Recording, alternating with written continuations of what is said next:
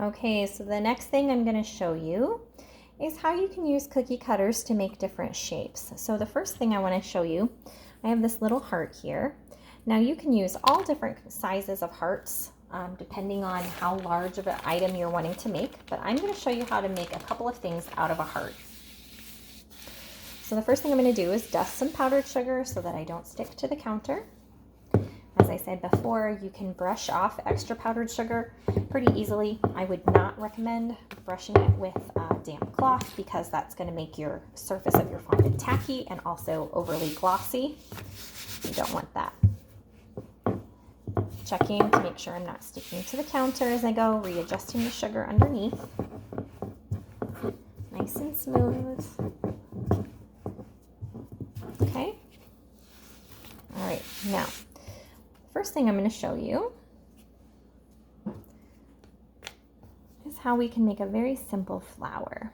So what we're going to do is we're going to take that heart upside down and we're going to tuck these two round pieces and overlap them. Okay, so the bottom of the heart is this point. And I'm just going to pinch these two, the top humps of the heart together, kind of seal them. If they don't stick together because they have a lot of powdered sugar, you can use a little bit of water to kind of seal them together, just like that. And then this, where I've folded it over, it's kind of like a cone. So that cone piece, I'm going to pinch just a little bit to make it a little more pointed, just like that. And then you have a little bit of an orchid. And what you can do is you can take a brush and some food coloring and you can paint the inside. You can do purple, yellow, anything like that. And then if you want, you can drop in a pearl to make it look like a little pistil in the center, just like that. Okay, simple little orchid. Now anytime you're making something like this where you want it to maintain the shape, you do need to let this harden. So I would let it sit and dry just like that for a few hours at least. A lot of times if I'm making things like this, I make them the day before and let them sit out overnight. Now something else we can make very similar. Upside down heart, overlap those top bumps like that, just at the very edge. Pinch them together and kind of flatten the base so you've got the point up, and you have an ear for a horse or a unicorn. So I can make two of those.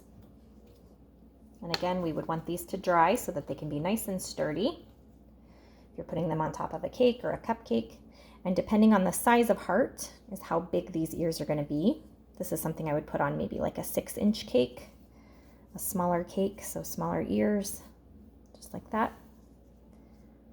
And you can either, again, take some food coloring and brush inside. You could do yellow, you could do pink, purple, whatever your color scheme is. But we would let these sit and dry so that they get nice and hard. And we have some cute little ears. Easy peasy. All right. So then something else you can do with your heart, you can do this with a heart or you can do this with a circle. I'll show you both. I'm going to cut out several hearts.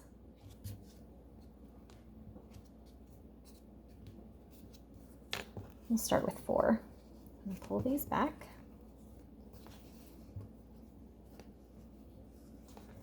And I'm going to overlap these. Now, if there's quite a bit of powdered sugar and they're not sticking together, you can take, I have some water here with a little paintbrush. Water with fondant will act as glue. So you can take just, brush off the extra and put just a tiny bit of water on one of those heart curves. And we're going to overlap them and make a chain of hearts. Just like that, okay? And we're going to do that with all of these, overlapping, make a chain.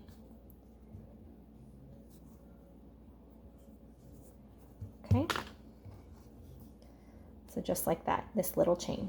Then what we're going to do is we're going to take one end and we're going to just very gently roll, pulling the bottoms of the hearts closer together and fanning out the tops of the hearts.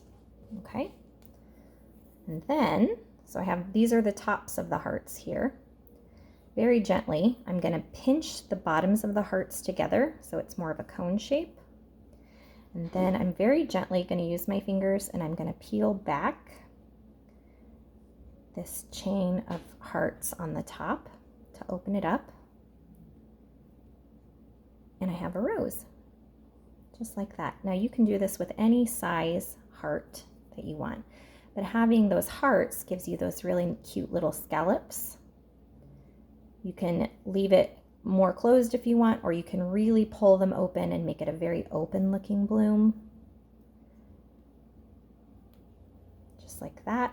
And again, we would let that set and dry and set up. Now you can do that exact same thing with a small circle, and you would just overlap a whole bunch of circles, edge to edge,